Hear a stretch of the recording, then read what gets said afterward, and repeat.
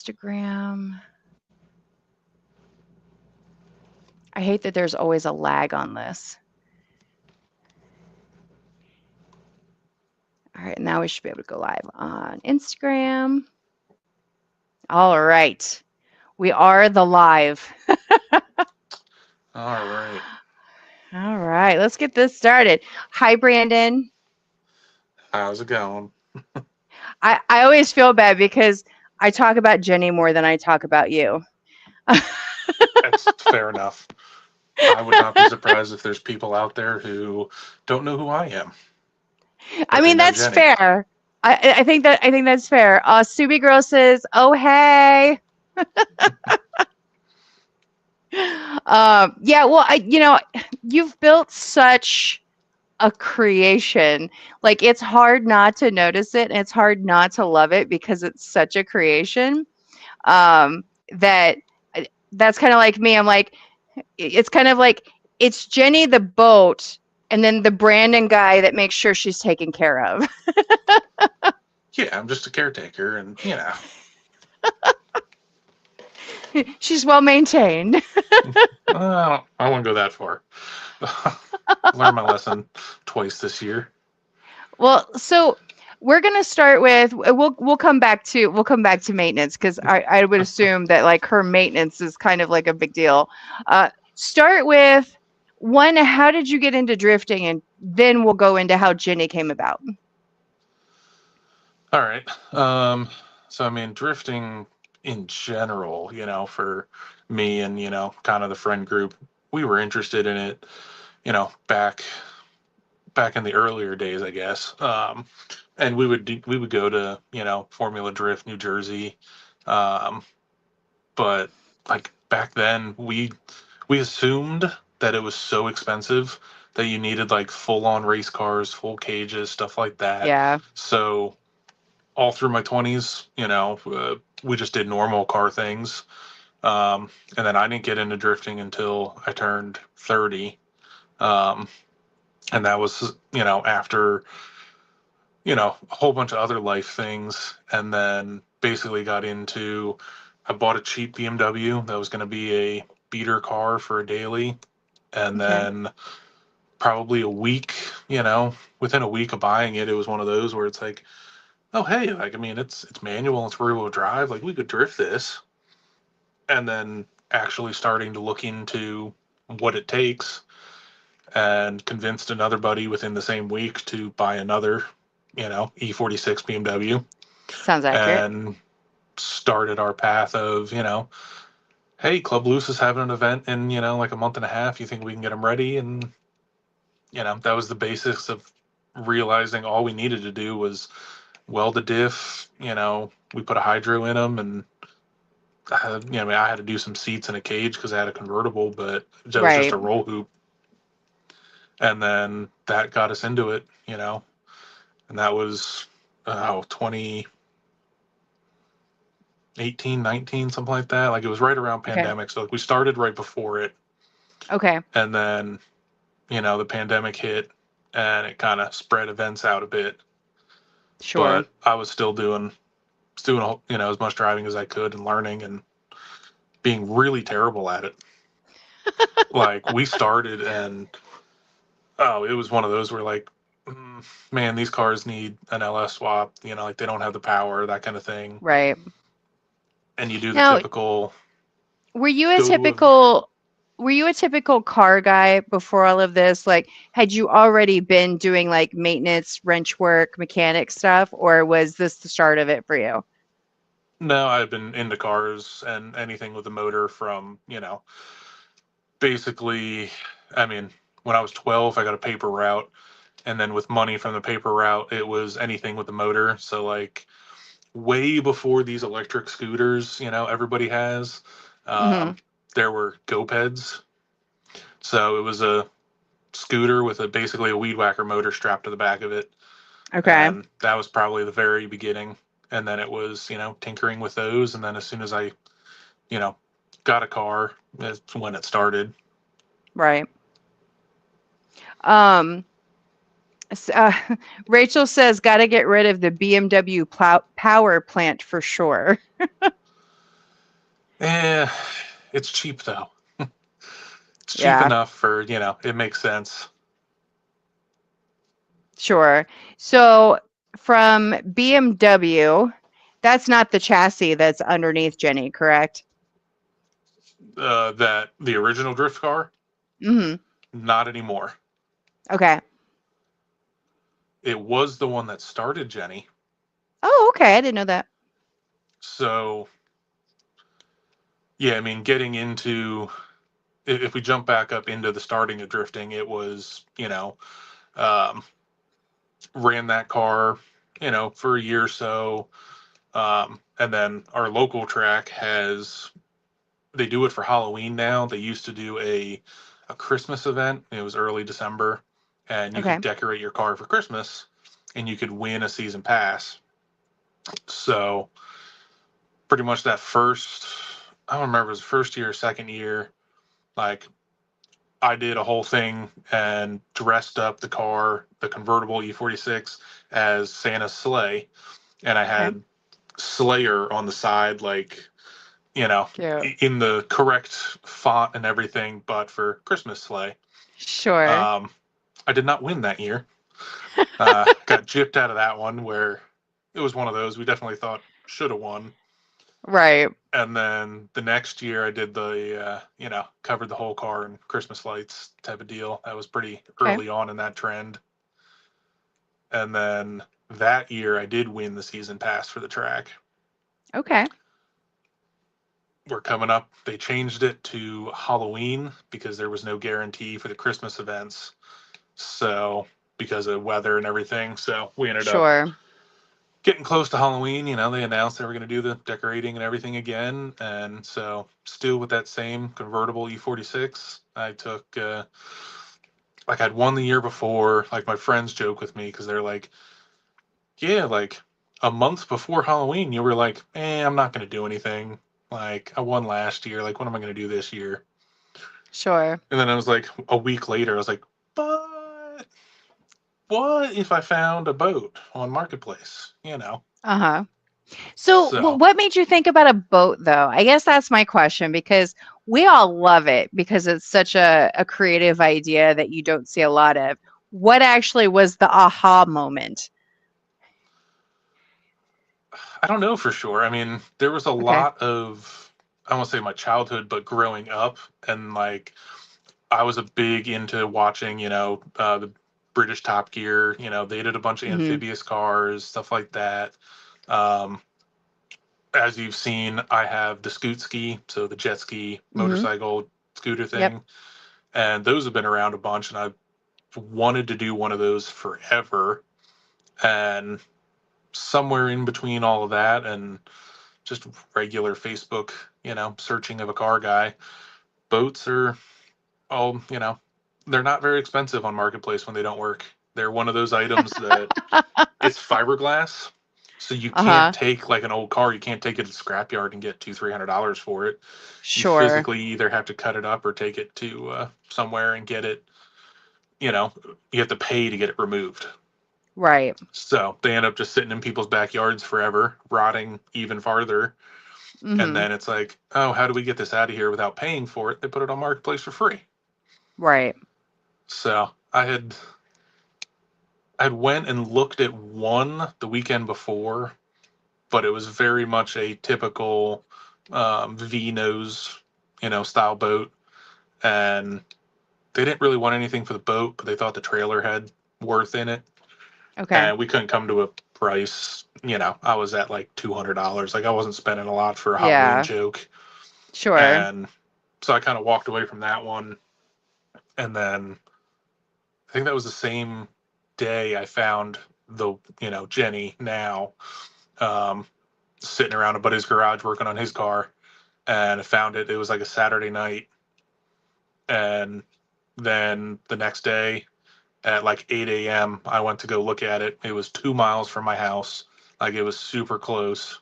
Okay. And then you know drug it home, and within an hour had a sawzall blade through it. Sounds about right. Um, LSX 46. What? I know who you are. I don't know who you are off the top of my head, but I know who you are. Um, Said, "Hey Chernobyl drift Brandon." crew. It says, "Hey Brandon, remember you sold me a fuel pump for my LS E46 like 4 years ago? Well, it's still in the car. It's your sign to LS swap Jenny." It's been tempting. It's just the cost. I get it. So, well, let's talk about that because I want to talk more about how Jenny came about. But since we've switched the topic, talk about what that would cost you and what it would look like for you to LS swap Jenny. What's in her now? It sounded a So, horrible statement, but so now, so basically, that first boat was built on top of the convertible E46 drift car I had, okay, and when I wanted to, up the ante a bit with it, when I wanted to go kind of off the deep end and make it as the best that it could be instead of just the boat on a car, which it sure, still is. Um, I took another E46, started with a 4-door sedan this time, and cut the roof okay, off of this one okay, because that original car I sold to a friend after I took it out from under the boat, and he's now driving it okay. around and drifting it. Like that car That's so wasn't funny. destroyed in any way. Okay. All Um, right. Well, so let's go back to that then. So you have to get this car ready with a boat for your event. Are you talking about Evergreen, by the way? What track are we talking about? yeah, Drift Evergreen Okay. in PA here. Um, so yeah, it was literally 2 days worth of work and $100 to put that boat, that's in the picture on top of my convertible E46. That's And so it was crazy. literally like I unbolted like the hood and the bumpers and the trunk to save some weight, took the mirrors off, and it just sat around it. You Okay. could still see both windshields. Um, Do we have photos of this? I need you to send me one later. I want to see what those look like. oh yeah, Okay. it would have been that way the first year I went to DOD, which I don't remember the first year we met. Um, 2024 or end of no, that would have been 2023? yeah, it might have been before this. So I don't know if you saw it on the convertible chassis at all I don't think so. because I did Uh, that first Halloween, went to DOD, and then okay. went to Hyperfest and that next full year with the convertible chassis. And Okay. then in that time, I was building the 4-door, the fully caged version. Okay. Okay. LSX says, I remember the convertible E46.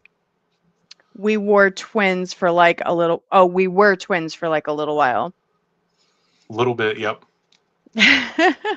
Okay, so you take this to Evergreen. Everybody loses their shit. I'm assuming they think it's the best thing since sliced bread.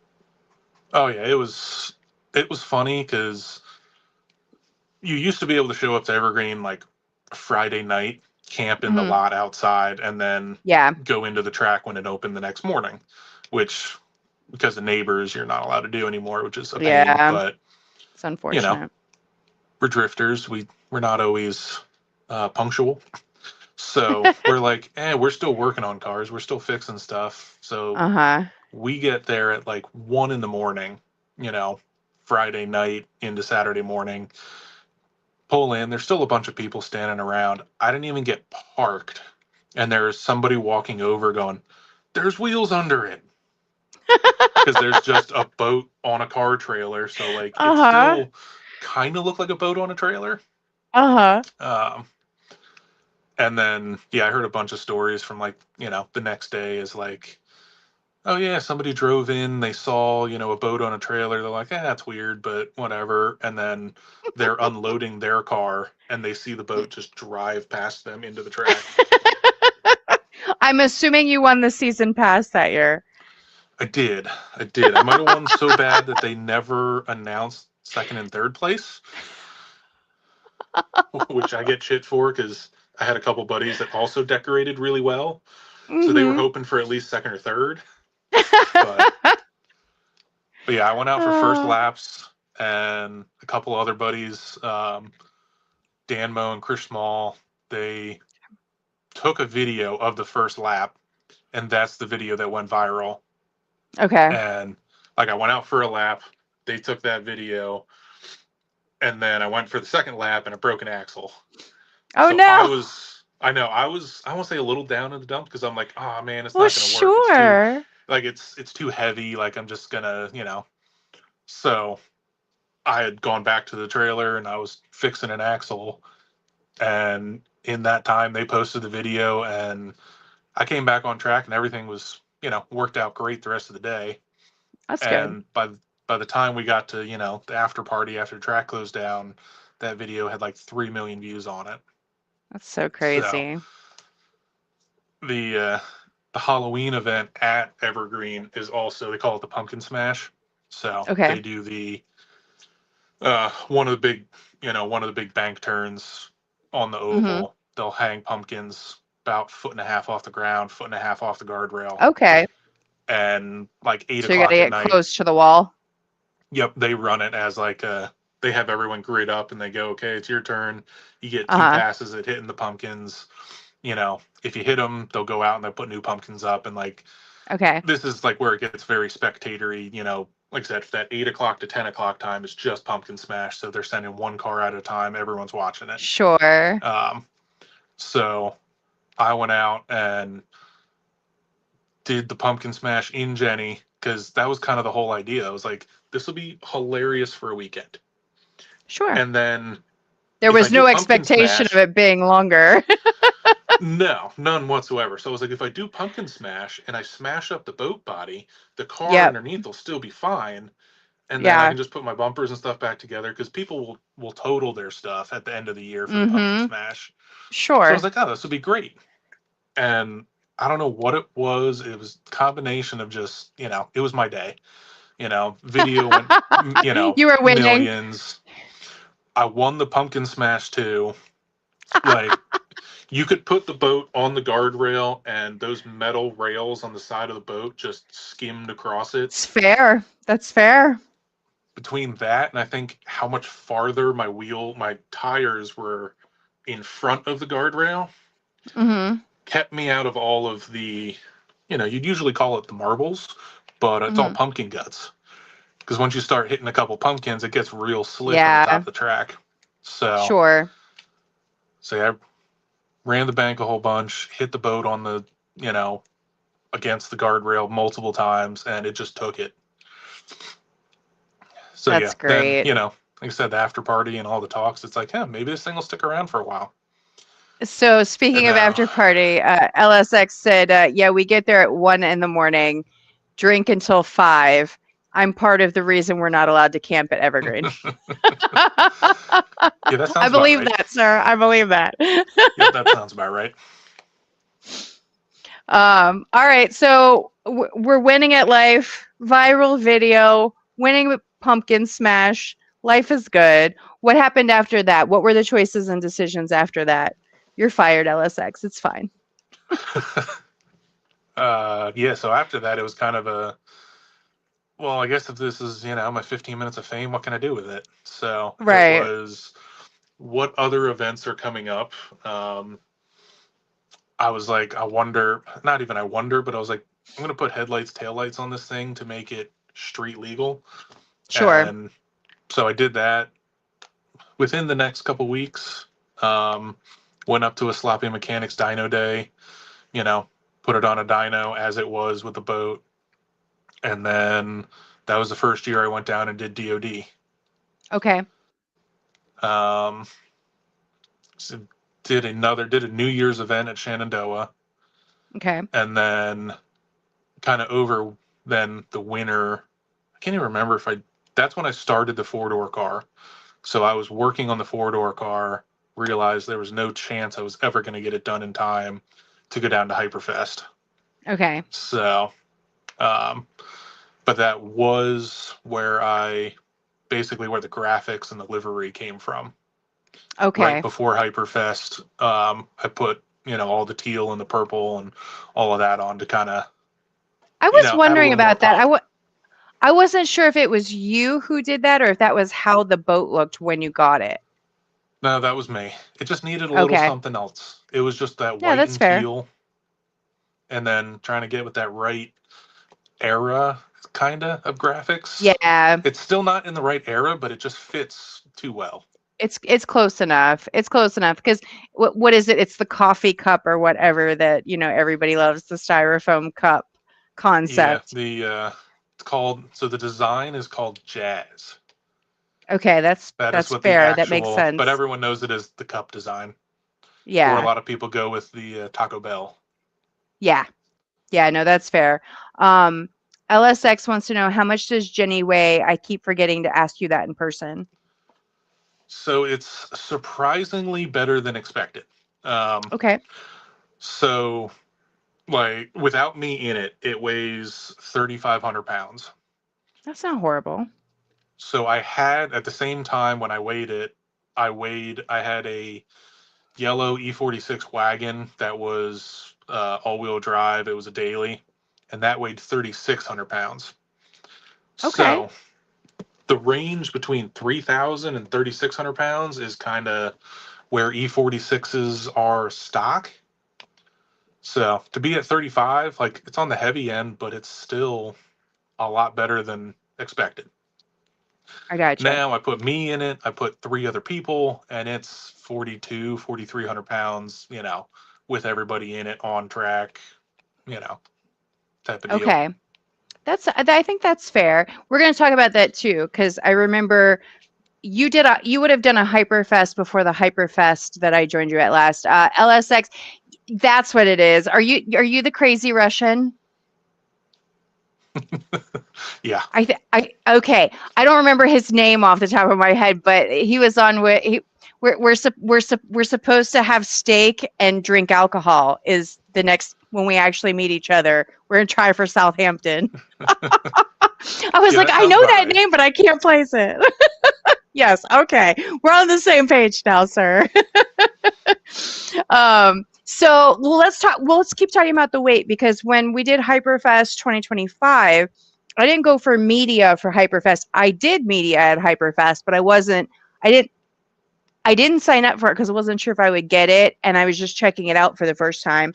And you had three of us in with you for that track, and I remember I think we did 2 laps and you're like, I think you said something about you didn't factor the weight for the way the track was set up, or you had made an adjustment of some sort and the weight was too much. Yeah, I mean, it's one of those where, I'm not making crazy power. Like it was probably making 350-ish around there. Okay. So it does change the way the boat drives when you go from just me and then you Sure. add another three people to it. you know it can be another 600, 700 pounds or so depending, Sure. and it definitely affects it. And it doesn't help the laps that you were in for, which the videos are great. Was like basically, somebody, I forget if they caught fire or broke or something on track. So we Mhm. sat in the hot pit for a minute waiting for them to clear the track. And in that time, we just kept getting cars stacked up behind us. So when we pulled out on Yeah. track, we were probably 10, 15 Oh, cars it was deep. deep. It was deep. And a lot of those cars are definitely a lot faster, more hooked up than, Jenny is. So Yeah. it's one of those just kind of running for my life and doing the best it can. Well, and I would say that I feel like that event is kind of set up for that as well too. Because when I went out with Kylie, it was the same thing. I mean, it was just car after car after car after car. Like when I looked at the video from him, he actually got bumped from one of the Hayes cars, and the poor quarter panel he had just replaced. He was like, yeah, you know, but Yeah. he got bumped. It wasn't anything tragic by any means, but when I looked back at the video, I mean, it was just like car, car, car, car, car, like everybody was stacked up. And with the way that particular track is, I could see where it would be easy if you don't have the power to get really, really behind, which would back up the people with the power behind you. But if the people with Yep. the power in front of you, you just have a huge gap and you catch up with them at some point. Pretty much. Yeah. Mhm. Usually, it's one of, I would say Jenny's downfalls is, the weight and the power. And Mhm. I usually keep it not as gripped up because I never know when somebody is going to come over and ask for ride-alongs or stuff like that. Yeah, So it kind of helps in the in that aspect. So it's always slower than a lot of these other cars that I've been running with, and that's just kind of it is what it is. Like it's never going to be on that level. It's never going to be a comp car. It's just kind of entertainment and exhibition. sure. Well, and I find it amazing. You, Kylie, and Travis with Black Betty, the length of your vehicles and how well you guys swing them by how long you are is crazy to me. Now I know you're longer than both of them. So it's like even seeing them swing their cars and not like annihilate a wall or another car sometimes is always like impressive to me. Right. And I don't know how their cars drive, but like I know the difference. Part of it is like I'm Oh, longer. speaking of Kylie, there's Kylie. We were just talking about you, sir. But yeah, the difference is I know like Jenny's longer, but the Uh-huh. wheelbase is shorter That's fair. because it's still an E46 underneath. It just has longer overhang. Well, So in does terms that of affect how it feels? Because do you have more weight back there because of the length, or is it because it's fiberglass, it's just evenly distributed? I think it evenly distributes itself pretty well. Okay. Um, but I mean, you can definitely feel the weight in other places. Yeah. It's just one of those. Yeah, like the short wheelbase definitely keeps it like shorter wheelbase stuff. Is going to transition quicker. Um, yes, there's extra body, so there's some weight that kind of. So it's probably similar to what Hmm. those big B body cars are. Right. Okay. Yeah, because I remember, and I asked you for this year, but you said you're not doing it this year because Jenny's getting a facelift, um, or a makeover. I'm not sure what we want to call it. Yeah, I don't know if that's happening anymore this winter. What happened? I thought she was getting like a new outfit.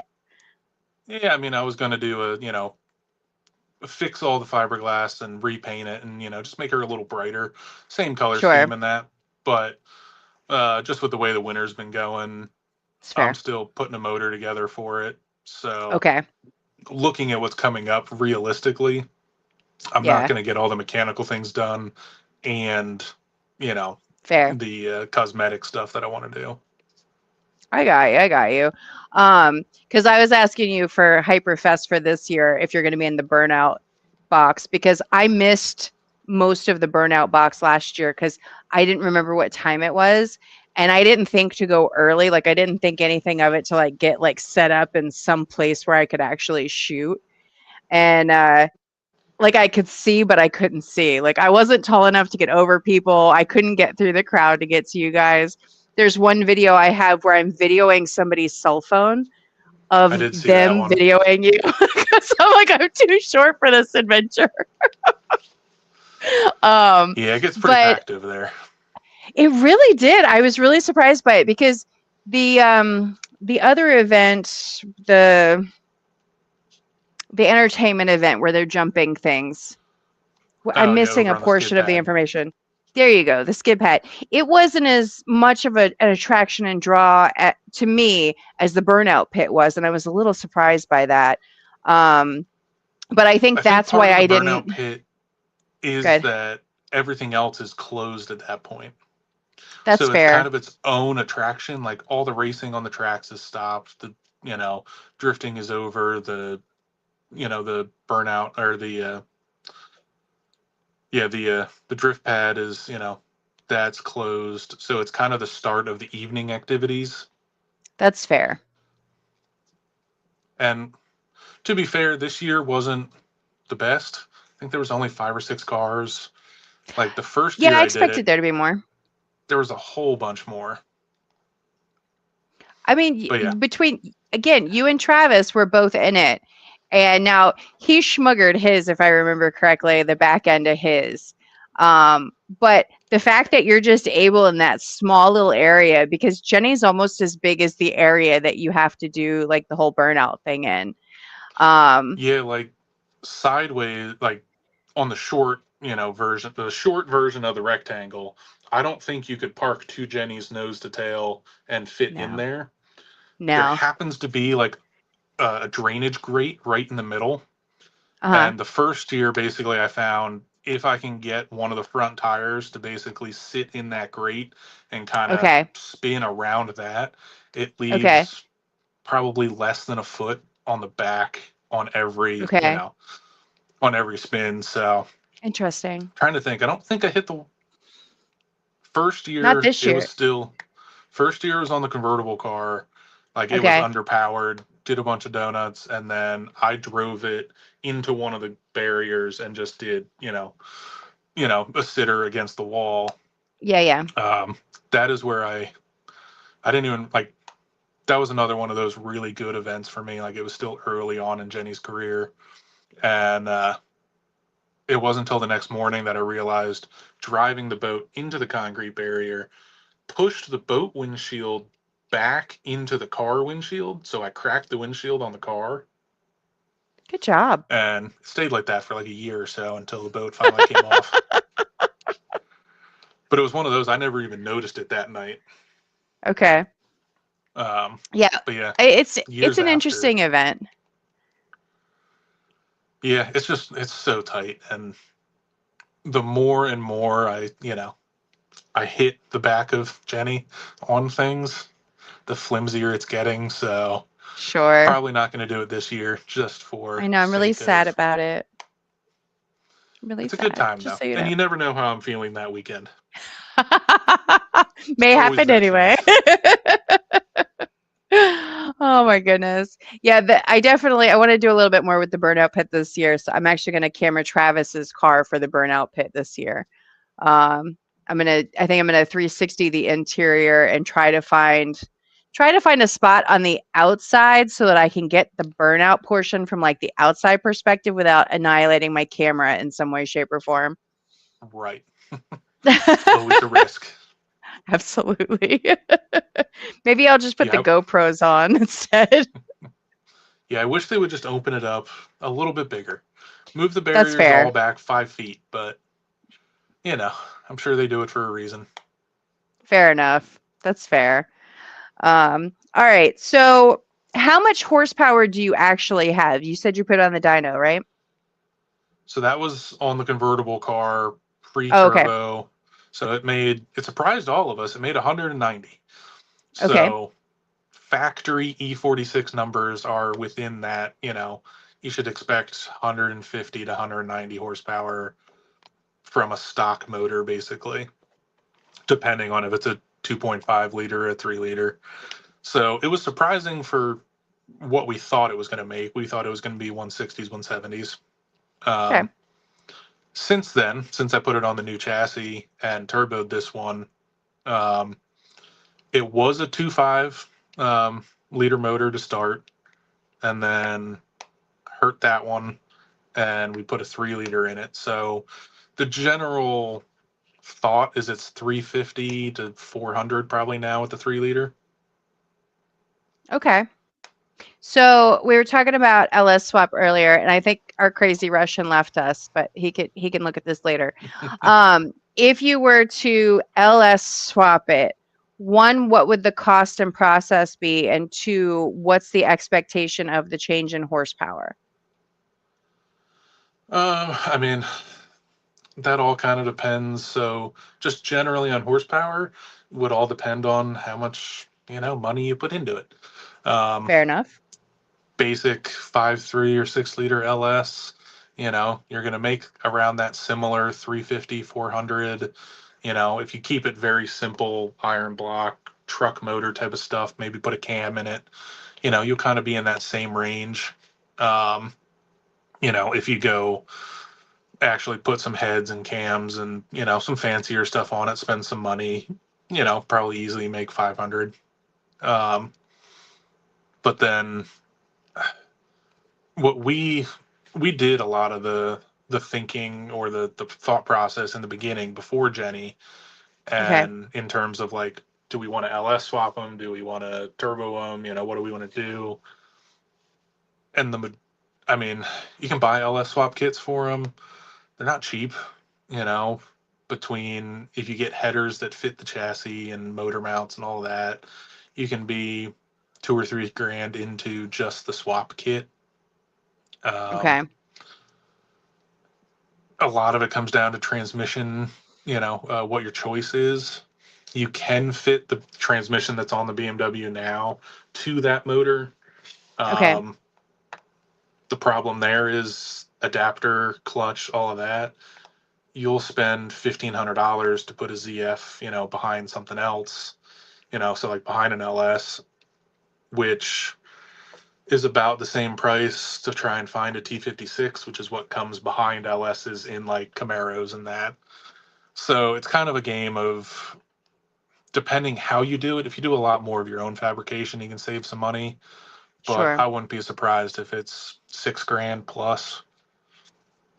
And say I've done an LS swap in a motorhome, and that is way cheaper because of things that you can keep. It's not a performance Okay. oriented, situation.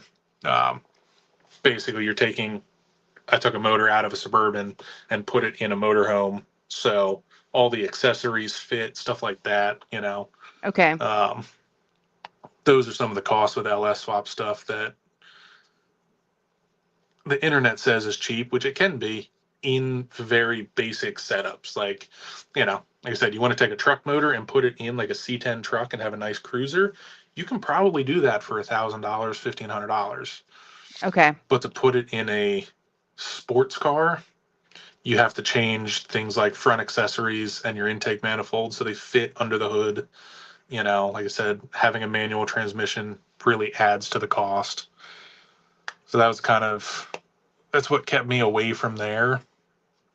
I'm probably 3 grand into turboing, the stock M54 motor that came in the BMW. Okay. And then as my year has shown, because I've blown up 2 motors this year, I picked one up. Well, actually, no, I guess the first one was one I had, but I bought one in before that was $800. And this last block I got was $300. So Okay. if you do hurt them, they are easy to replace. Sure. Sure. All right. I had a thought and I think I lost it. What's your plan for this year? What's Jenny's schedule look like so far this year? Um, schedule for this year. I mean, I don't want to say I'm not the best at scheduling out, but there's, general ideas in my head. Um, Yeah. Hyperfest already came up and you had to buy tickets, so I got my Hyperfest ticket for May. The LZ World Tour in Englishtown, I'm Yeah. set to go for that one. That one's April. I think So I'm going to try to April, check that one out. so April in Jersey for the LZ World Tour. May is Hyperfest. June Yep. is undecided.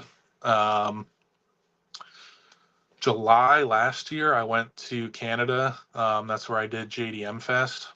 That was a Right. good time. I think the LZ World Tour is going back there in October. Don't Okay. know if I'll get invited to that one and go up for that, but I want to get up to Canada at Sure. least once. So Okay. either JDM Fest or LZ World Tour for October.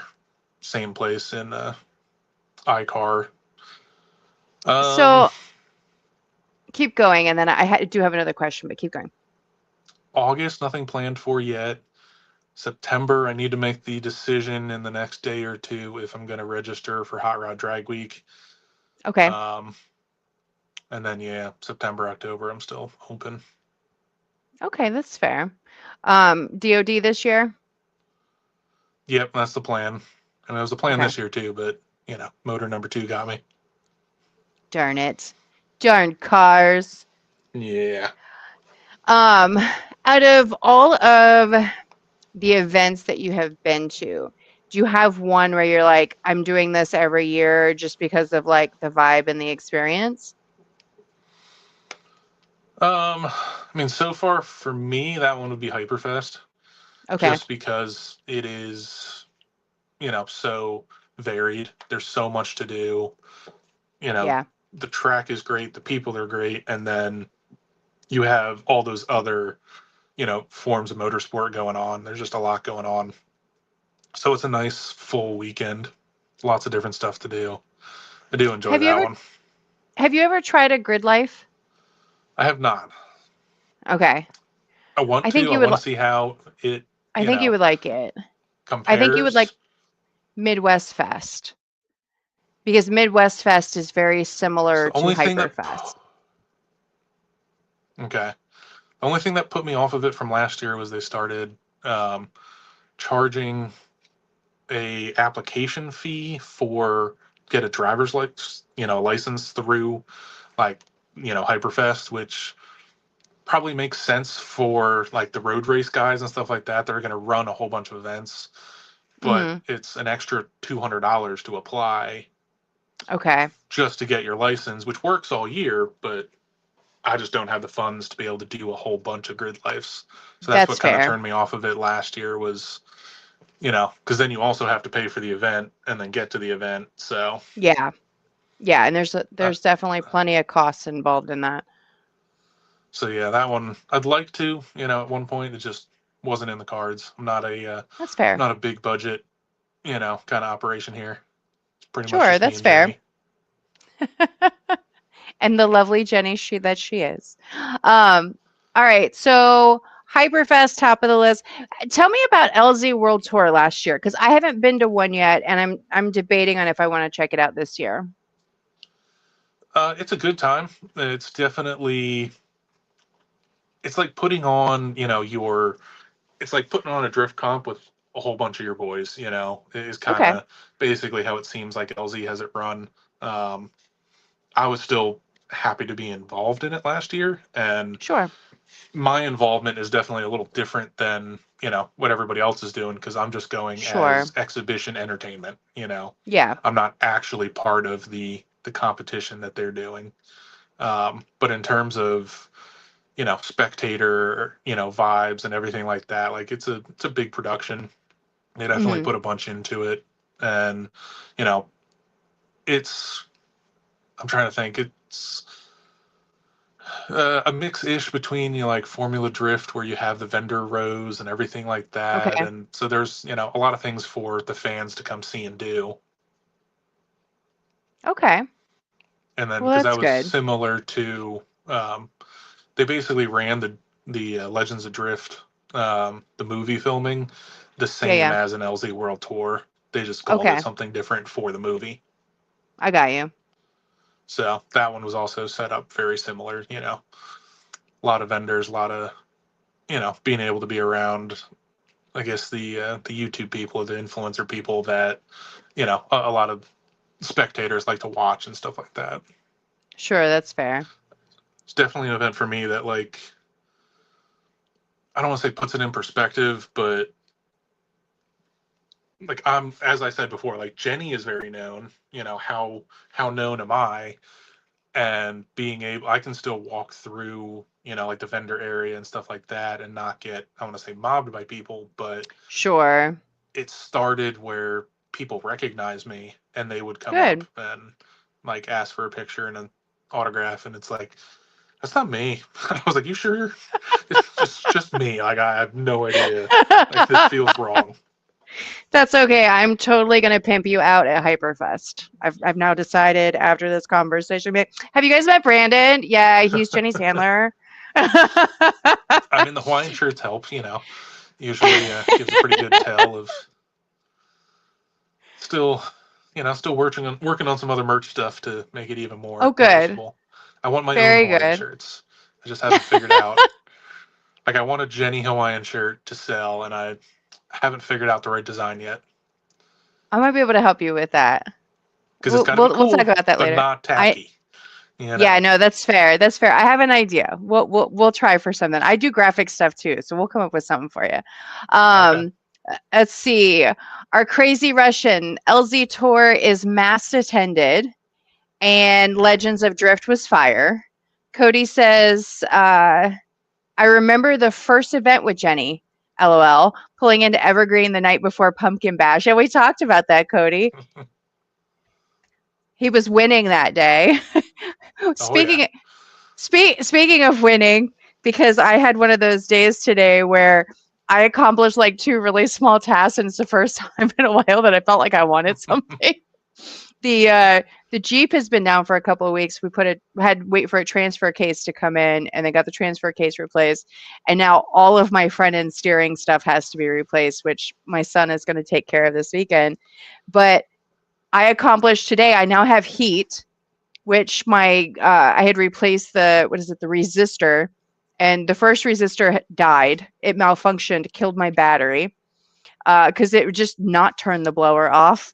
And Oh, then so I replaced that. I now have heat. That's win number one. Win number two, I finally caved and ordered the remote programmer for my key fob.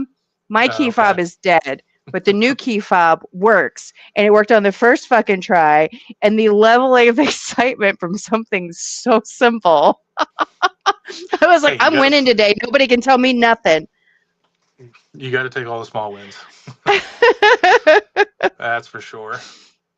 Oh my goodness. Especially, Okay, so I mean, for okay. car guys this time of year, those small wins. Jenny is in 1,000 pieces in my garage at the moment, At least you have a and garage. That's the thing I think some people don't realize sometimes with this car stuff is, a lot of people are doing stuff like in the backyard at their buddy's place, like wherever they can get like out of the weather, or if they're really really fortunate to have like access to a lift. And yep, that's where I'm fortunate right now with my son. Like he has access to stuff that normally we wouldn't. And I understand completely the whole winter thing because even the shop can be cold. You can't feel your fingers, but you're trying to work on something, or you've got a ridiculous heater blowing propane heat at you. yep. I've got I have a rental, and it's those last couple weeks where it's been 2 degrees and Mhm. 7. Like I haven't Yeah. been very motivated to go up because it takes 3 hours for the heater to make a difference. Oh, I can So only that is definitely imagine. one where I wish I had the garage at the house where I could come home from work, turn the heater on, do Yeah. dinner, stuff like that, and then just go out later. But I don't have that option, so Yeah, that's fair. I deal mean, with what you we work with can. what you got. And if you go Yep. back to your comment of working in the backyard and that, like Jenny, I didn't have a garage when I built Jenny. When I Okay. built, I literally lifted the boat shell high enough to get the car underneath it with my childhood swing set. Like I ratchet strapped it to Love my it. swing set and used an engine hoist, and that is how I originally built Jenny. I love it. So it's one of those, 100% if you love it. find a way and you can make it happen. I mean, trust me, I'm there with you on that one. I refer to myself often as a redneck engineer, and because when you grow up and you're poor and or you don't have, maybe you have the money for the parts but you don't have the money for the labor, which is usually the story of my life. That's why I've learned how to do most of what I've done. You figure it out really freaking quickly. But I actually, when I went to go today to the auto parts store to swap the part out that had failed, it was the first time that I definitely realized that I'm in my 40s because we're going to say the kid that helped me stopped and Hmm. had a conversation with me. He was smoking a cigarette. I popped the part in, started working, was telling him about it. He goes, yeah, he's like, most women your age don't work on their own vehicles. I went, oh, really? That's what we're doing now, my guy? Okay. I know I'm old, but I'm not that old yet. It's the ones, it's everyone that's driving that are, oh, I was born in, you know 2000 and 10, and you're like, oh. I was like, wow, I'm those always the those oldest years are one at the starting to add track, I up. feel like. Uh-huh. All right. Well, all right. So we've talked about events for this year. You're still working on Jenny. She may not get her makeover visually this year, Nope. Cody. I know Cody, like if he's like your age in question marks or in quotations. I know Cody. I mean, like my half of feeling was hurt. The only feeling I have left. There's just half of one now.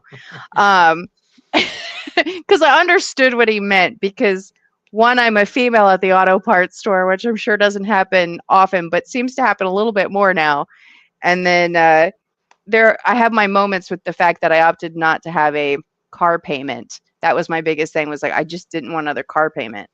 And I just got so lucky that I found this thing so cheap. But all the money I would have spent in car payment so far, I have spent into making sure it's safe and it works properly. So I'm like another like 2 grand into this thing, and I'm So I like did at the some opposite this point, summer.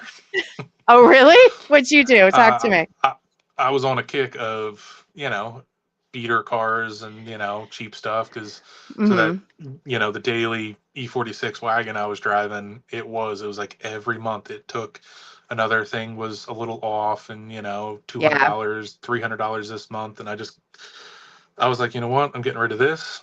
I got rid of that original convertible drift car, sold that to a Okay. buddy, and I was driving my truck, which is a second gen Dodge that, I saved that one from basically the scrapyard. It was $800 and needed a whole bunch of work, and it's still a piece of crap.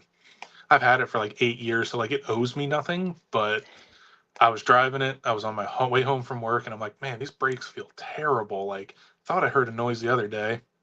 Yep, one of the calipers seized and completely ate up the inside of a brake shoe or a brake pad. So it was just metal on metal, and I'm like, I'm over this. Like I had vaguely been looking for a newer car, Uh-huh. and so that night I went back on searching, for the same thing I was looking for. I just was like, you know what if I just make my range a little bit bigger? And Okay. I found the car that I bought down towards Baltimore. Okay. So What'd I you ended get? up buying a 2018 Audi SQ5.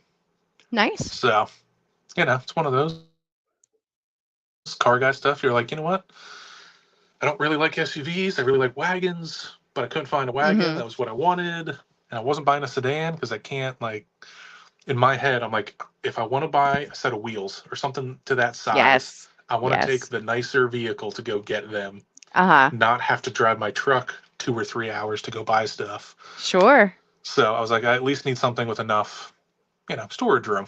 Sure. So I picked that up and it's been great so far. I But have now a I have the car payment. yeah. Well, I don't know what your car payment is, but I got stuck in the van that I had. As good as the van was to me, do not get me wrong, the van was good to me. I did very little maintenance. It was a 2018 as well. Um, I couldn't, it was a 4 cylinder. I had outgrown it. I couldn't extend by having anything to pull behind it, but just for the payment alone was $500 a month, because when I bought it, I had to buy a new vehicle because my vehicle was dying. I had one of my basically the engine was going, and I had to buy it when we had the whole chip shortage thing, like right after COVID. Oh, yeah. So everything was like double the price that it should have been. So I overpaid for it. So I couldn't trade it in because of the age and the mileage. And I still couldn't trade it in because, well, I'm sorry, I couldn't refinance it because of the age and the mileage for what I owed on it. But I couldn't trade it in because I still owed entirely too much on it to make it worth trading it in for something else. So I'd been stuck with it until it ate the deer. And then when it ate the deer, I had gap insurance, which all this happened at the end of October. My gap insurance still hasn't actually made the payment for the car yet. Oh, That's how long the process takes. It's dumb. Like, it's yeah. so dumb. I had to wait because I had a warranty. I had a warranty for like wheels and tires that still had a year left. And I had to reach the warranty, tell them they had to cancel it because of it's a total loss. And it took more than a month for them to send a check to my bank that has the loan for $6 and some change. And then I had to give all of that information to the Gap people, which was already in play. And it took another month. And then they needed another document. And then it took another month. And I'm like, when are we done with this? Like, this is the dumbest process. Like, this has taken 4 months because you needed $6. This is dumb. Right. So at least Yeah, we're almost done. they'll take money out of your account real easy, but as soon as it's something that benefits you, it's pulling Oh, teeth. 100%. But that was why I didn't want another car payment, and I got the Jeep. I still really wanted a van because I'm like you, what am I hauling? What do I need it for? And I always got sideways looks for having the van because they questioned what I did with it. Because it just looked very odd that the van was what my daily was, let alone like my travel rig. And even the Jeep now is funny because I took it to somebody to just make sure I knew what we were fixing on the front end because I just needed somebody smarter than me. So I took it to a spot out in Warrenton, and the guy who goes to look at it goes, "Oh, he's like, that looks tough." And I'm like, it looks tougher than it is. I'm like, I don't know. And then somebody else comes out, they're like, "Oh, that looks like a zombie apocalypse vehicle." And I'm like, where am I? Are you guys okay? Right. All right. So Cody has two questions. He said, "This is for Jenny's handler. Do you like Jenny better on bigger or smaller tracks, Um,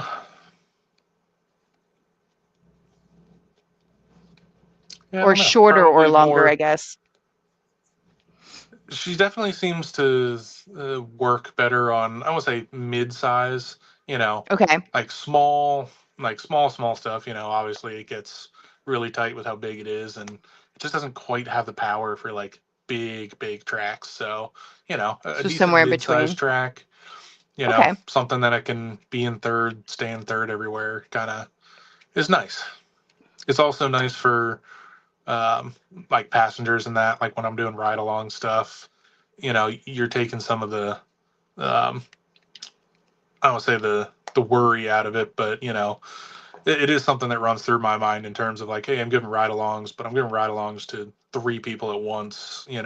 Let's not do something stupid. Sure, So that's fair. Cody said bridge at Summit, so Shenandoah Circuit, the bridge yeah, loop. I haven't run it with the new motor. There's certain Okay, parts of it that it struggles in terms of like wheel speed, but no, fair. I definitely enjoy that one.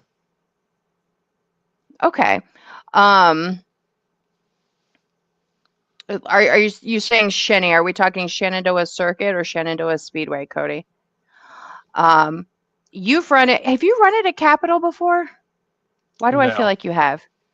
I have There not. was someplace small. Evergreen's kind of small, I would think, for Jenny as well too. Or is that what you would consider midsize? No, that would be on the smaller size. It's definitely a That's lot I more, like a second gear track, more, I would say, technical. Um, but yeah, I've run Shenandoah before, but that was on the original convertible chassis, okay. non-turbo. Yeah, Um, he was asking about Shenandoah Speedway. yeah, so I have run there just within the first like 2 months of Jenny. Okay. Um, that's about the same size as like Erie, Yeah, and it works well at Erie. It just depends on what layout, any of those big open oval tracks run. that's fair. What are some of the other tracks that you've been to? So we know that you've done several at Summit Point, um, Hyperfest is VIR, um, Evergreen, Dominion. Shenandoah Speedway, Dominion. That's fair. That's Yep, where this did photo's from, Dominion. actually. Or not Evergreen. Englishtown. I've done Okay. the road course and the figure eight, the stadium track.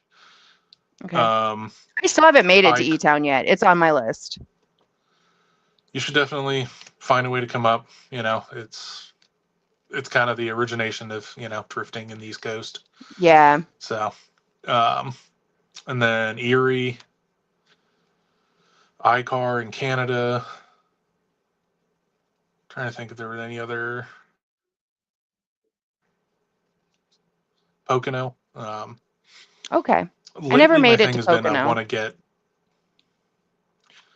Pocono. I think at least for me is hit or miss. Like it's 20 minutes from Evergreen, so it's about the same hour and a half from my home.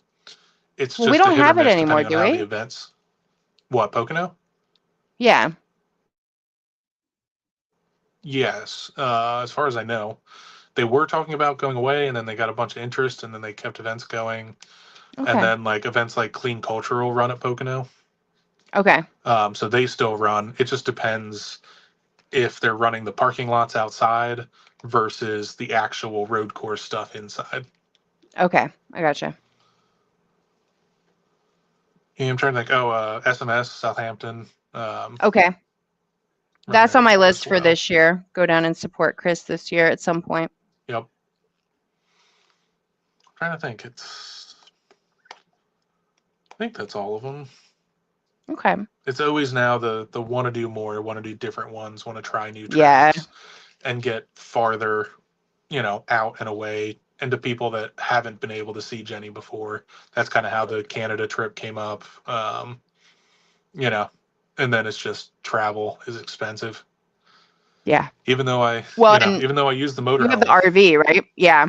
yeah, which definitely helps on like, oh, I don't have to go get a hotel for 100, a night, Yeah. which But then then you got adds the up into gas. another. The gas is a little worse than a truck, but it's, you still have to tow your stuff there with a truck anyways. It's fair. So with the LS that I put in that, it gets 8, 9, miles to the gallon. And Okay. honestly, a 6 liter like a 2500 Suburban or a Silverado is more like 11, 12. So it's not terribly far off. Okay. I haven't figured So out the gas mileage in the Jeep yet. I know it's different when I have the camper, like I can visually see it when I have the camper attached, but I haven't like slowed down long enough to do like all the calculations. And my odometer my doesn't work. So I have to do it off of like, well, it works, but it doesn't work properly. So I would have to figure out based on like Google Maps mileage. That's what I do. The motorhome after the LS swap, I have no working gauges. So None at all. everything is a guesstimate. Nothing. I mounted new gauges and I just Uh-huh. never got back around to wiring everything, making Oh my everything. goodness. So no gas Cody gauge, says no, is the motorhome a 454? no, it's a 6 liter LS. Okay. He said never mind. Yep, yep. It um was so it's a 79 based on a G30 van chassis. okay. So it was a small block Chevy with a turbo 350 behind it. And I pulled that out of a field for $500 and it needed a trans. I found one for $100, threw it in. Hmm. It worked. And then, of course, as all old motorhomes, it needed some, I won't say body work, but it needed restructuring because as soon as the wood inside gets wet from a leak, it all kind of starts to go floppy. So I had to Yeah. fix the upper bunk area, and then I used it that way for like 2 years, just because that's all I was doing was going to Evergreen. So it's an hour and a half Sure. away. A couple of those hills were brutal. A couple of those hills where I was flat to the floor and it was doing 20. Yeah. So that was then around the time I was like, I need LS, put an LS in this thing, and Hmm. found a Suburban for cheap. And then I think I was just resealing the oil pan in the motorhome, and I saw the pan was full of glitter. I was like, ooh, I need to make this happen sooner than later.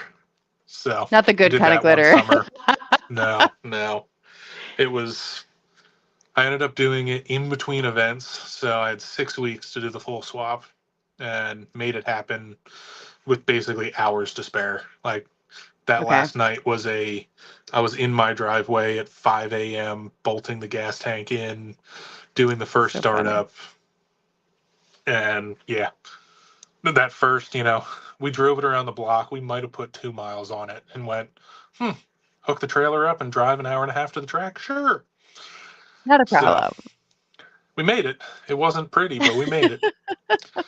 But since then, that thing has been, knock on wood, pretty reliable. Cooling fan here or there and some random stuff. Brakes are the big thing, but it's taken me, everywhere from Hyperfest to Canada to kind of all around the East Coast. Sure. Sure. Um my ADHD here lately has been doing great. I had a whole question set aside in my brain and it is now gone. I don't know where it went, but it went somewhere. It'll come back. Most likely, most likely. Um, All right. So you usually travel in the RV. Hang on. Cody said, "Wait, you took Jenny ice drifting?" Oh yeah, Maine, that as well. There's not a track I've been to, but I've gone ice drifting in Jenny. Okay. I Okay. missed it this year, which was sad. But last year I went to Bethel, Maine, and Okay.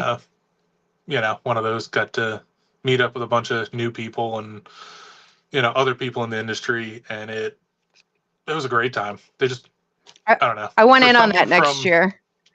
from someone in the I won't say South, but PA, like our stuff doesn't freeze, but to them they're like, Yeah. oh, this is normal, and it Right. was they call it a pond, but the track Uh-huh. that was plowed into the middle of it was a mile and a half, you know, and there was still like it was massive Okay. and plowed a track. They used Christmas trees as clipping points, like the big drills they use for Uh-huh.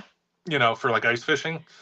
He just Uh-huh. drilled it in, put a tree in, piled snow up, and then overnight it refroze, so the tree just stays there as a nice clipping point because everything So is white. crazy. So it's nice to have some kind of visual Yeah, that's fair. till I could till see somebody that. runs it over. I've right. Oops. Um, I've seen the ice stuff and I've seen like the heavier snow stuff.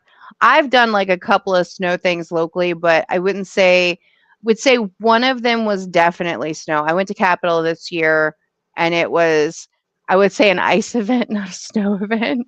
It looked Yeah. like snow, but we had more of like an ice situation than anything else.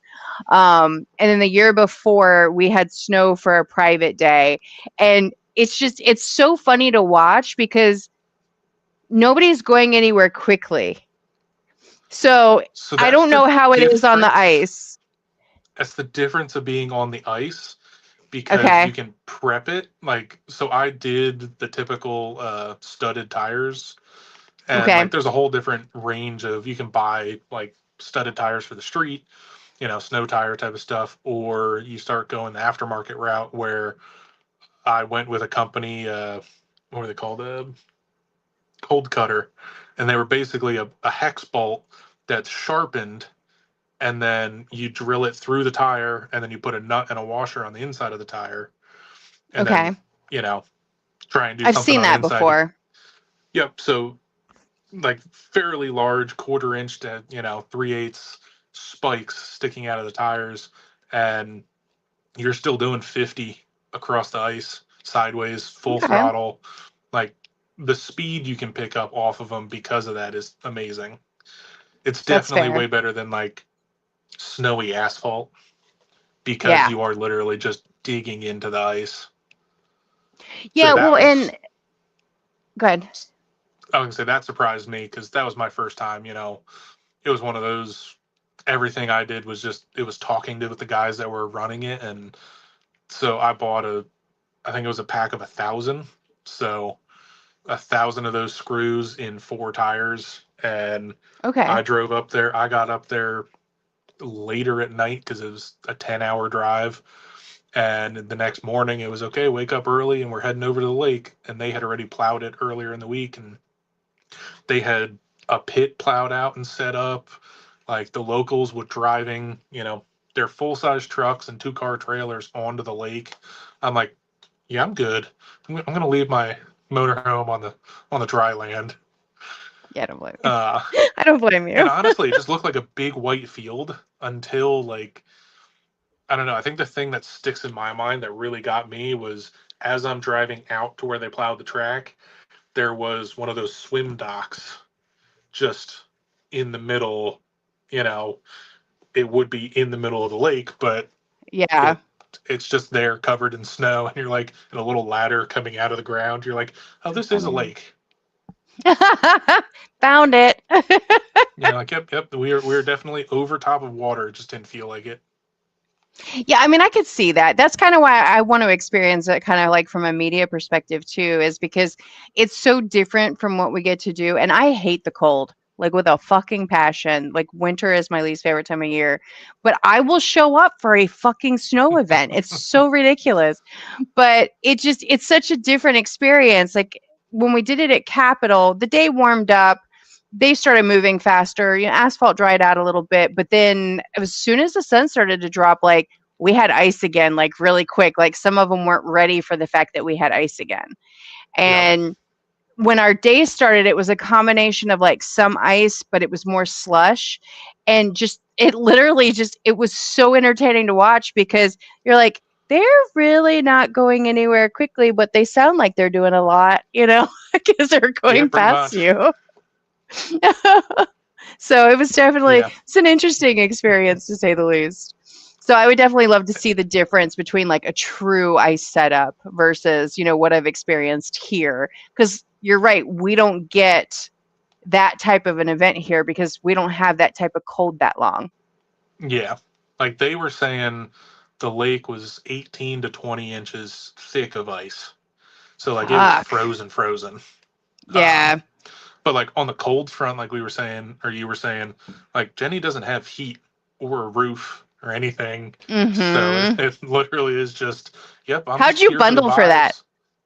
A lot of layers, Did a you? whole bunch of layers, and I don't know. I've done some things that I'm just like, why am I doing this in the middle of it? And you're like, it's for the experience, it's for the entertainment. Uh-huh. I was the same When with I some when of I drag okay. week because some of that, it gets pretty cold at night, and you're just So cruising.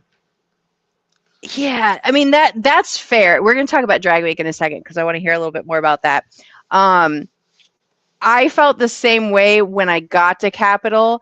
I swear it had to have been like I think it was supposedly like 30 degrees, but it felt like it was like 20 because we had the wind on top of it. And I Yep. literally, there was a story I posted, like, I'm out here questioning my life choices because I was like, why did I do this to myself? Like, I chose this, I drove here. Well, that's what I So I did. understand. Like on the way to Maine, the motorhome still hadn't been. Since then, I have made it a little bit more um, sealed up in the Insulated. front and like Uh huh. insulated, and I put better carpet in it, and like a bunch of stuff to make the front part of it, where you drive, a bit nicer. Yeah.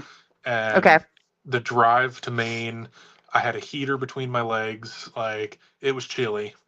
Um, Yeah. and then it was 3 degrees when I woke Oof. up the next morning, and I stayed in the motorhome. Oof. Oof. So, like, I had heaters on and like I was comfortable that way. But Uh huh. yeah, I was like, I'm waking up in the morning and I'm like, what am I doing? As you're starting it to go What am I drive doing over to with the my lake, life? and then knowing I'm going to be outside standing on ice all day, Uh huh. in an open car that doesn't even have heat. Right. It Which was is the worth it wind though. just hitting you. That's good. I It was mean, worth that's it. the important part. That's the I important am part. sad I missed it Uh, this year because they just did it like 2 weeks ago. okay. But in Still Jenny's working on Miss state, Jenny. Yeah. I only just ordered engine parts today. Okay. I gotcha. Uh, Juliana says, I love how any tropical shirt is essentially a Jenny jersey. Pretty much, Timo does great. I bought, I think it was 8 or 9 of these Yeah, before drag week, so I had a different shirt every day, that's and awesome. I think I paid $100 for all 8 of them. I mean it. I'm going to try to figure out if we can come up with something for you to have a Jenny specific one. I'm going to work on that. I have, Maddie I says, think I oh, have a God. supplier. Okay. I just need a We'll talk design. about it. I'll work on it. I have a couple of ideas. As soon as you said it, I was like, oh, I want in on this. I want in on everything though. So in all fairness, like if it's cool, I want in. Maddie says, does your trans tunnel get hot to keep you warm? No, not really. Sure Okay. doesn't feel like it. There's also the exhaust comes out the hood, so there's no exhaust Okay. under the car either, so that doesn't help. Fair. Okay, that's That fair. is on the list of things to fix or to change Okay. to make it For what? closer to street legal. So actually, let's talk about that before we talk about drag week. It's funny because when you talked about putting lights on Jenny to make her street legal, I'm looking at my own photo on the screen and Never noticed that it had a license plate on it. Yep. Yep. It's pretty And it's much, been there this whole time. yeah, pretty much since the beginning. I mean, the plate changed when I changed the car underneath it, but, Okay. and I have joked or thought about the idea like I need a custom plate. I just don't know what to put on Fair. it. Jenny's the obvious, but it also Yeah. says Jenny on the other side in paint, so. And the You just know you know what original. I think you should you know what I think you should do? I think you should do either a contest, merch giveaway, a poll, like something, and let everybody like submit their best guess at what your license plate should be. And Yeah, then like whichever one wins is the one that wins. yeah, as long as it's available. I gotta go through a bunch of, because I know That's I've fair. done it before. I went through and I looked for just Jenny's not available, but like, Of course. you know, variations of it are. So, you know, there's options. Okay. Okay. So basically we just have to poke at you and be like, "Did you do the thing yet? Did you do the thing yet? Did you do the Pretty thing yet?" much. I'll add it to my calendar like once a week and be like, "So hey, did you check out DMB?" There's tons of Um, things that I want to do all the time, and it's uh, like, oh, that's gonna take me a little bit of time or money to yeah, add that like accessory or something, and you're like, I'm just gonna yeah, work on making it sure it runs. yeah. You know, That's it fair. needs to be That's fair. running and working. Like I'd love to put a radio in it with some like big wakeboard speakers, but you know, time and money. Still looking Yeah, for, like all of it. an audio sponsor. There you go. There you go. Still Um, working on it. Andy E says, "Can't stay and hang in the live stream, but love you, Brandon." And then Maddie said, "I have a friend with a coupe who he is warned because his trans tunnel coupe vert." Okay. That was why she was asking about the trans Yep. tunnel. Yeah, no, mine doesn't get that warm. Okay. So, what did you have to do to initially get Jenny registered as a street legal vehicle? Um, so she's registered as the BMW. So I Okay. did nothing. I Okay. just had a vehicle that is registered as, you know, as the BMW that it's built on. Put Okay. headlights, taillights, turn signals, like all of the obvious stuff, Okay. and hope for the best. That is Got my it. theory.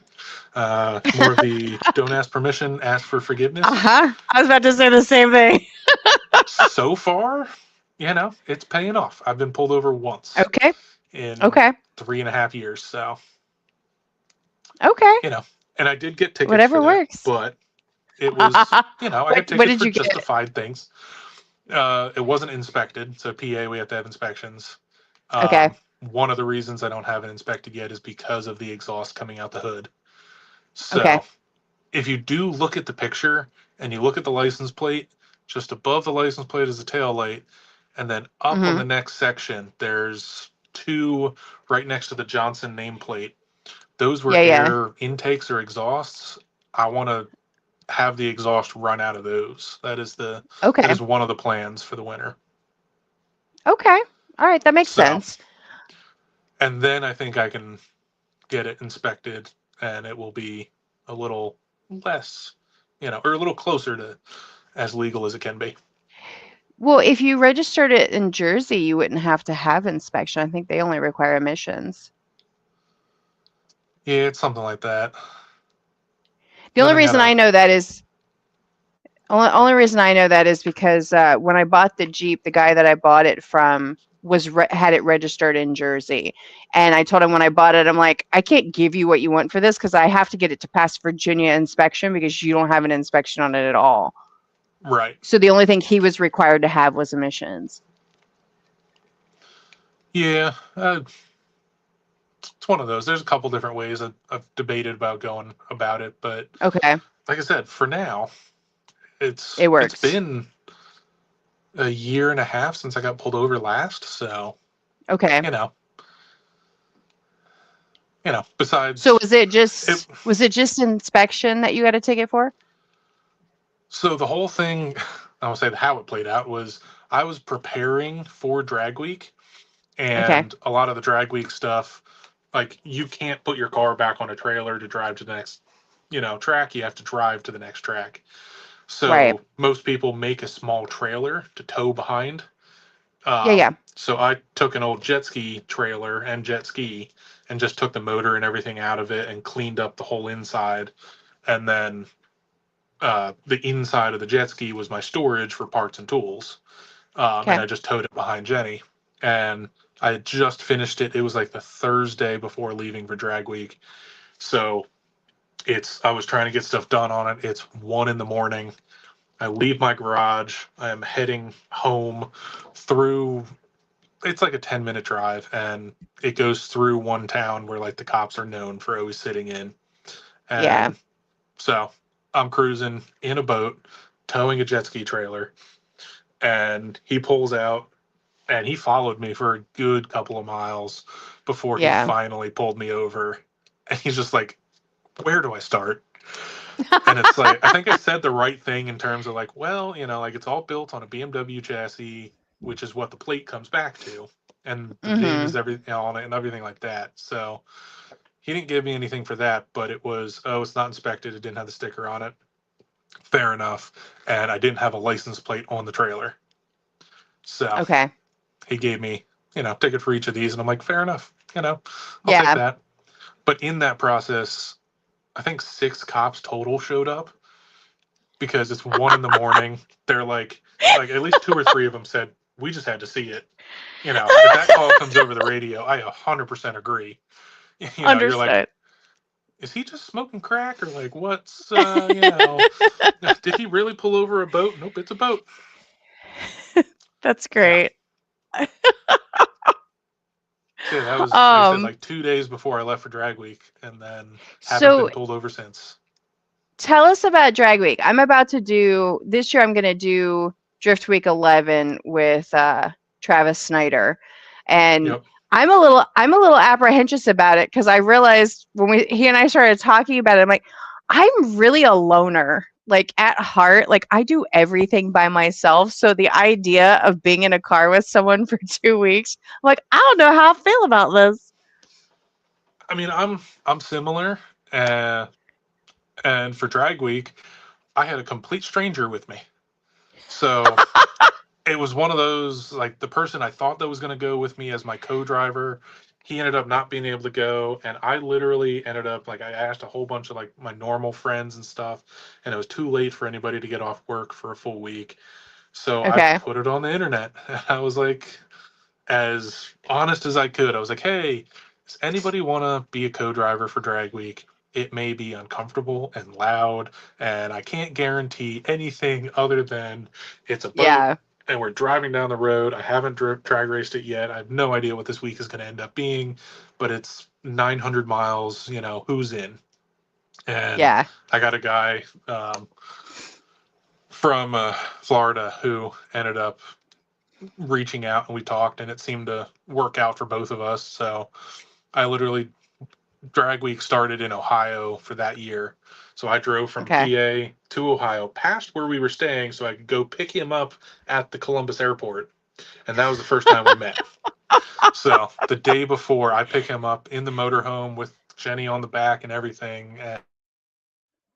And then, we head back to the motorhome or to the hotel. And, you know, the next day was, I guess, tech day. So yeah, it was entertaining. That's But so then, funny. I mean, talk about the car world. You know what I I mean? Like, know. that's such a typical car world thing. And Drag Week is set up a lot more, I want to say competitively than the vibe I get from Drift Week. Because Drift Week is Okay. just a bunch of guys hanging out, doing drift, Yeah. going to different tracks 100%. and being able to do them all very consistently, consecutively, with maybe a Yeah. drive day in between type of stuff. And Drag Week has the competition level to it. Now, there's a bunch of people like me and like others that just there for the fun of it. Like Mhm. our vehicles aren't going to be the competitive top of our class, but it's a fun, Sure. essentially vacation, Yeah, and you get to that's do fair. it around tons of other, like-minded people. So, like, there's a time that I was cruising down a highway in Michigan, in Jenny, next to an old NASCAR that was also running the event. Okay. Or, there's the guys that are running 6 second, 220-mile-an-hour quarter mile passes, and they change that car over and drive it 200 some miles to the next track, and you may pass them, That's so crazy. That's so funny. and tons of people stop and, help each other. And, it's Yeah. very, even people, like, while they're racing, like, there can be two people in, one and two in a class, and if something breaks on one of them, like, the other one very well, may help him, either fix it or have the parts for him to fix it. And they're like, yeah, why not? Sure. Sure. So it's a fun, competitive, and just entertaining. Like I said, for what I did, it was entertainment, and then I got to see all of the fast guys run. Oh, that's The good. guys that were actually competing, and then meeting new people, and you know. But it's definitely a journey, because it's you know, you get to the racetrack early in the morning, and it depends on when your run group runs, and if you got a pass that you were happy with, you can leave right away and then start your, essentially it's usually 200 miles ish to the next track, Okay. with checkpoints that you have to stop at, and like you have to follow a specific route. You can't just get on the highway and get to the next track as quick as possible. It's, hey, Okay. you need to take route 77 to this road. And they've gotten, I don't say better with it, but they've gotten more technological with it, where they do Okay. have it all downloaded in, one of the map apps, but they Okay. hand you a piece of paper with, you go 1.2 miles, turn right onto this street. Then you're on that street Yeah. for, another 5.7 miles, and you're turning left here, which is Okay. really hard on race cars that don't have odometers. And you're like, I don't know how far I've gone. That's fair. That's fair. Um, it also reminds me of what is it motorcycles do? Poker run? Is it kind of similar to that? Yeah, I think so. Okay. Um, all right. Well, yeah, so I don't know. I'm looking forward to Drift Week because I think it's going to be different. I love the fact that it's Drift Week, but it's like 2 weeks of like being on the road because Yep. literally I think all of May, I'm mostly going to be on the road because I did apply for media for Hyperfest. They're only doing 30 media people. They're only approving 30 media people. So I don't know if I'll get it or not. I did it last year. Not Hyperfest. Final Bout. I applied for Okay. Final Bout. I applied for Hyperfest. Hyperfest, I'm probably more likely to get in on. I don't know if I'll get Final Bout or not, even though I did it last year. I only did it last year because I just happened to be there and there were a couple people that didn't show up. So they're like, here, have fun. And Is Final Bout early May again? yeah, it's going to be May 2nd, I think it is. And so it's Final Bouts May 2nd. Hyperfest is what, May 15th, 16th, 17th, something like that. Yep. And Somewhere then there. You leave right literally away try. for. Yes. Uh, Literally, we have to leave like either Saturday night or Sunday. And he wants to leave on Sunday. And I'm still like, dude, this is like a 14-hour trip to get to the first track. Are you sure that's what we want to do? yeah, I want to do Drift Week at some point. It's just, you know, the finances behind it, and yeah. Yeah. Well, hearing it from Travis's perspective, like everybody, I guess, kind of chips in like Airbnb, hotel, like that sort of thing. Like everybody, I guess, kind of shares that portion of the expense.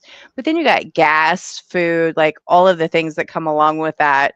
Um, I'm Yep. curious to check it out. I'm a little apprehensive about the whole being on the road without my rig.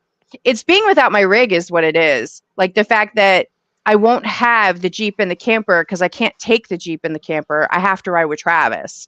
And Right. Travis will have a trailer that he pulls behind Betty, but I don't know how big that is. Like we're going to do kind of like a mock trial run and like check on everything because I'm like I have to figure out how to condense all of the stuff that I travel with between gear and just being prepared for whatever life throws at me on the road so that I don't overrun the rig and he has everything he needs, for whatever he's got to do with Betty.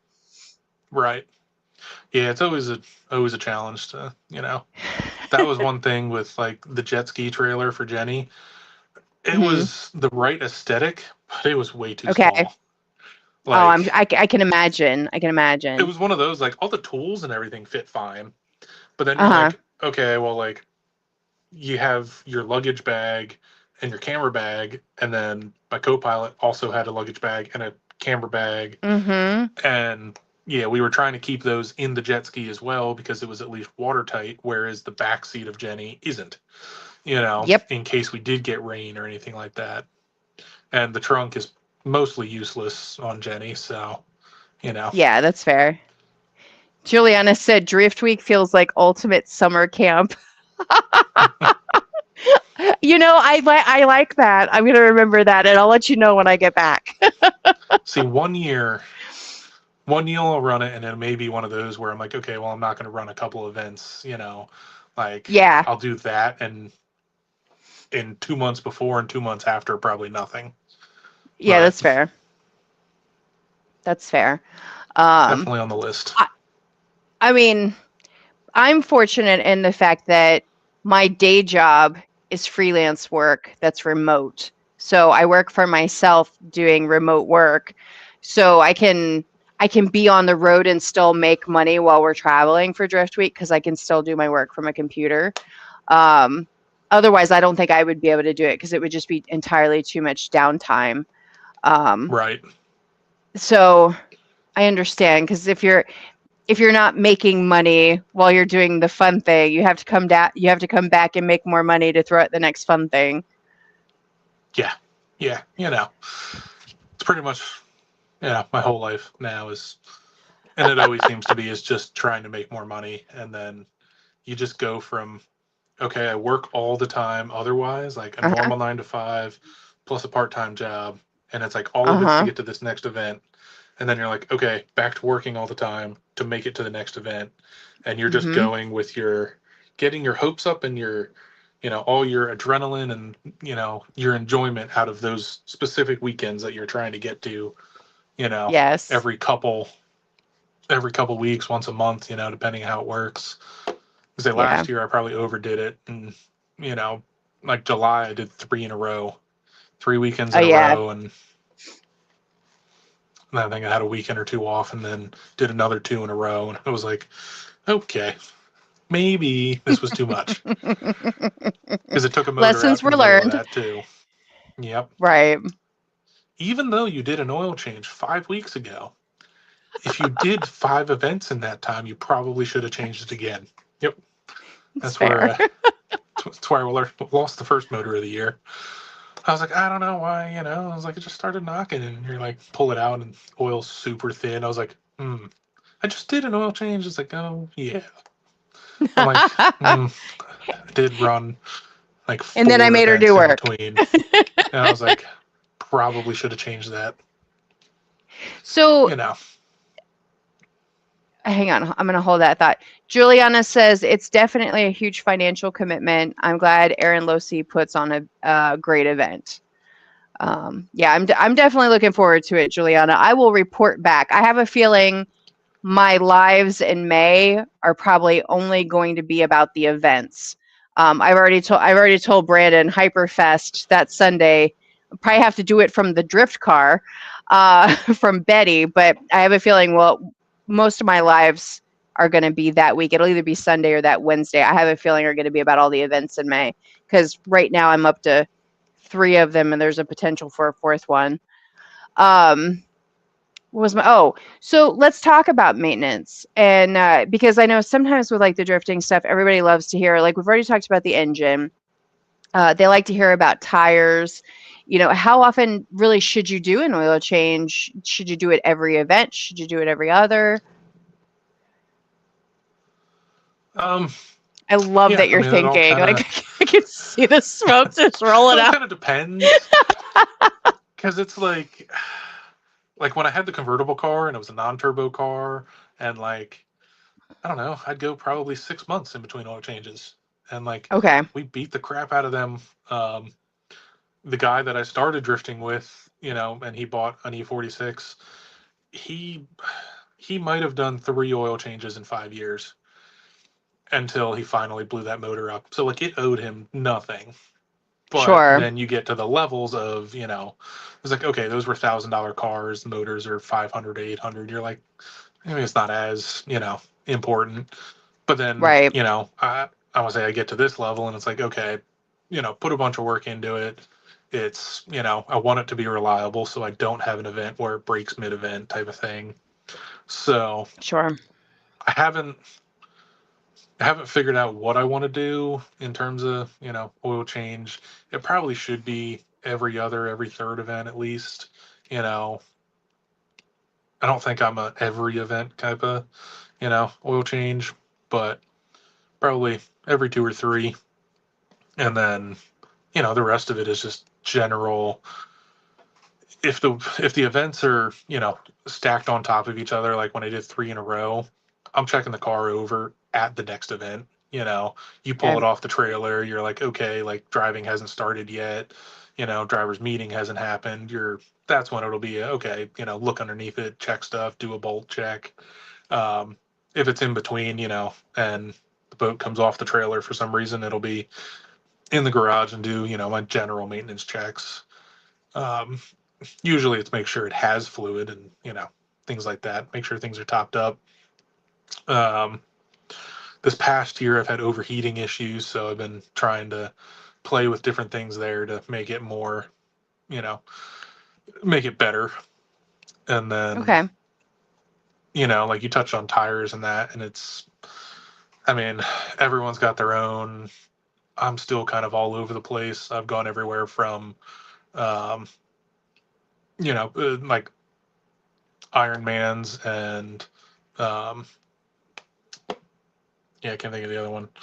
Um, basic all season tires to, I've been running some of the Tire Streets Accelera stuff, Kendas here and there. It's kind of I haven't found one that I just love where it's Okay. like, oh my God, this is, 1,000 times better than everything else. Like, you get a lot of people that do, say like, oh, I use this is a tons of grip and that. And I'm like, I don't always want a ton of grip. Like, I Yeah. don't want to grip it up to the points where when I add people into it, it affects it, where then I start breaking stuff. Yeah. For me, non competition wise, I'd rather keep the car looser so that it might be a little slower on track, but I don't break anything. It kind of, you Still an know, experience regardless. yeah. Yeah, it's still That's fair. pretty good for what it is. It's still, one of the reasons I think Jenny works so well is because she does work well as a drift car. It's not just, oh, a boat on top of a car that kind of drifts, but they're not the greatest at it. It still does look, good from the outside. There's definitely Yeah. there's events that I'm like, man, I suck. I'm like, I cannot get it together. This track is kicking my butt. Like, I have those Right. events, and I'm like, this is terrible. And I'm like, how does anybody enjoy watching this? Because I'm hard on myself because I want to get better. To all these other people that are better and they look up to, and you're like, yeah, like I want to get on that level. But then you look at the people that are in the back seat that I'm giving a ride, and they have no idea. They're like, Yeah. this is amazing. 100%. So 100%. at least I had makes me I had feel a a little moment better. I had a moment like that with Ryan Downey when I first met him actually. Um, I think it was Peter, Infinite Prism Media. He was like, "Oh, you should hop in with this guy." And I'm like, "Okay, I'll hop in with that guy." And I got in, I had a blast in the car, and I gave him a compliment, and he mentioned something. He was like, he's like, "It's running like shit, though." I was like, "Okay, you think it's running like shit, and you think you did shit, but I've been in other cars, sir." And I'm just like, that was Yeah. a great ride. There was a ton of tire smoke. It was a great ride along. I have amazing video. Thank you. So I get that. I do the same thing even with the media stuff is I think most of my stuff sucks. The thing I'm good at is people. It's not really like the video and the photo. And I seem to be somehow better at the video than the photo. people pho- people photography looks great, but the car photos, I'm like, God, I over edited that. I don't like that. This is a JPEG. Like it happens. And then you got other people that are cheering you on in the background, and you're like, okay, maybe Yeah, I'll take the and you compliment got to today, take not those. tomorrow. Yeah, exactly. You got to take those because like I said, I know it helps me get through those. Like I said, it's a lot of what I'm doing is just it's just me and Jenny. Like I have two or three Yeah, other friends, and we go to events and all that, but they're doing their own thing. Like they're doing their yeah, own car, they're working on their own stuff. Like I don't have exactly. anybody who I would call like my crew or like the pit Sure. crew or anything like that helping. So there's a lot of events where like I'm moving, I'm trying to do a lot of stuff and talk to people and keep the car running.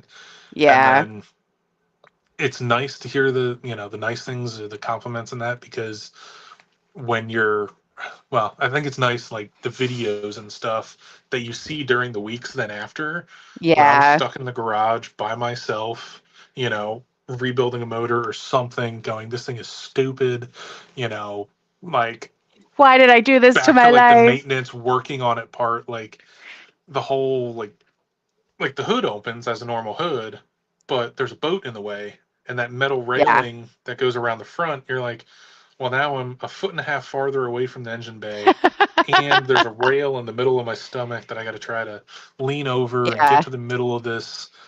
And yeah, it's just one of those that you're like, this thing is like, why do I keep doing this? You're like, this would be so much easier without a boat body on it. And yeah. then, you see how many people that love it because it is different and things like that. And you're like, Mhm. all right, well, I guess I'm going to keep going. Well, I think it reminds you, and I know I say it to you every time I talk to you, that it was such a great concept, and you've done such a great job at creating an entity because Jenny is Jenny. Like you gave her a name and her name is hers and she is like her own person even though she's not a person. So you've just created such a great thing that it's a conversation piece but it's functional at the same time too. It's not just you don't just show up to a car show and just like let the car hang out. You literally use the thing that should be sitting at the car show. So I think Right. I think there's a benefit to that because not only do you get to enjoy it and experience it, you get to share it with people and you actually get to have more than one passenger. Most drift cars only have one passenger, and in some cases, they don't have any passenger at all, depending on how much weight they take out of the car.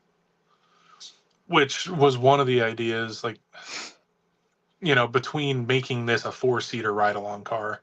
And it was somebody I don't even know if it was the first event or within the first year that they made a comment about, basically like a yacht or something and being, like how many people, and it's like you got to take friends on your boat to have a party.